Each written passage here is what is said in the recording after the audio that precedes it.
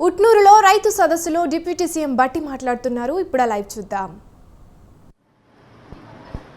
చేయలేదు, చేయాలని కూడా ఆలోచన చేయట్లేదు. కారణం ఏంటంటే మేము రైతు భరోసా కార్యక్రమం కింద రైతుల కోసం ఖర్చు పెట్టే ప్రతి పైసా కూడా నీ దగ్గర నుంచి పన్నుల రూపేణా వచ్చేటువంటి ఆదాయం, ఈ డబ్బు నీదే.